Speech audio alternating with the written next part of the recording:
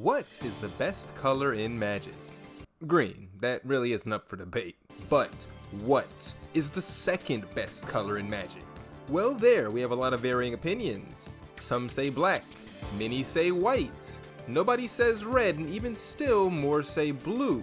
But what isn't up for debate is what is the best two-color combination. For that, our dear friend, is most definitely blue-green, or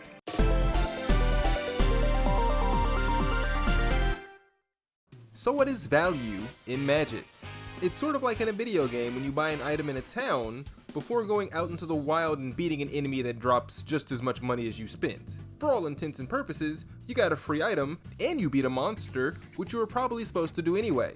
Sorry, we've been playing a lot of Dragon Quest lately. But what is the Simic value engine? Simic in particular has a tendency to reward players for doing what they were already going to be doing, meaning they get guaranteed payoffs with, as Vex MTG described it, having no hoops to jump through. For example, commanders like Aesi, Tyrant of Gyre Strait, and Tatyova, Benthic Druid, draw you a card for simply playing lands. Aesi even lets you play 2 lands a turn, which means you can play the lands you draw. Everyone plays lands, but the Simic value engine plays 2 lands a turn and draws for each one they play. By design, nothing else can really keep up with it. But what besides card draw can generate value through the advantages they offer, we hear you ask?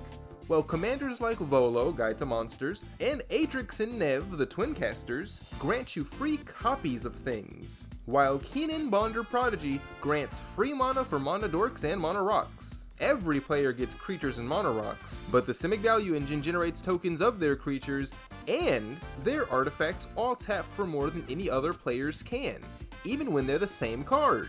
Volo doubles every creature you cast, creating a free copy of every creature in, again, the best color combination in the game. Keenan grants double mana to creatures and artifacts, which allows it to outrace everything else in this format. And then there's Adrix and Nev, who function as a parallel lives in the command zone, mitigating the only flaw of parallel lives, that being, you aren't guaranteed to play with it every game. They also have Ward 2 for good measure, making them a little harder to remove.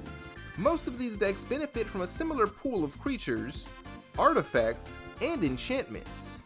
This is how staples are formed, and here we can see how each of these cards fulfills some role across every iteration of Simic value they're featured in. Avenger of Zendikar is always prioritized as a token maker, be it in Volo or for the Twin Casters. Birds of Paradise and any other Mana Dork that taps for exactly 1 function identically in both Volo and Keenan decks. Then there are the untap effects, spells like Turnabout and creatures like Seedborn Muse, which turn a one-time mana dump into a long-term strategy, so long as you dig out the right closer, which leads into how these decks win.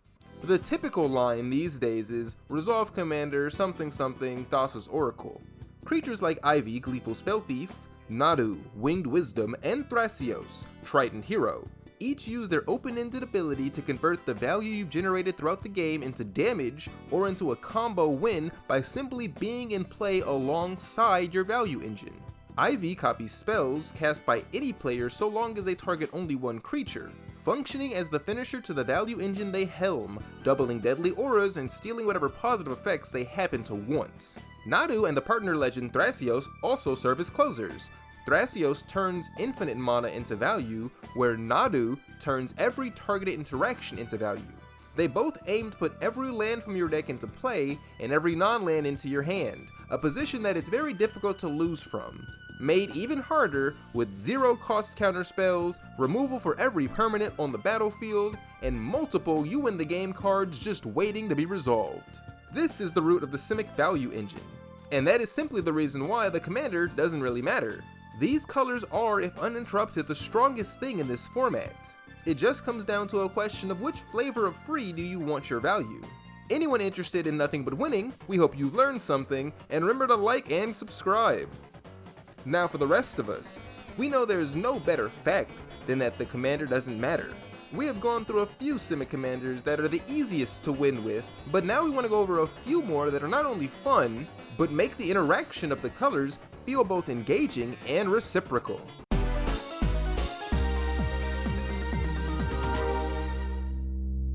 If if you love the copying effects of the Twin Casters and Volo, then the limitations of Tawanos the Toymaker can fill your deck with far more unique creatures than the simple Avenger Hoof every green deck is expected to run.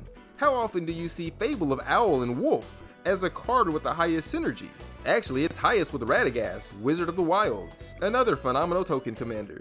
If you love tapping creatures for mana with Kenan, then the more aggressive Inga and Eskia allow you to smash into your opponents and still use your mana dorks, granting a powerful mid-range ability, keeping your opponents on their back foot with every combat step. We stand by Vigilance being one of the strongest abilities in multiplayer.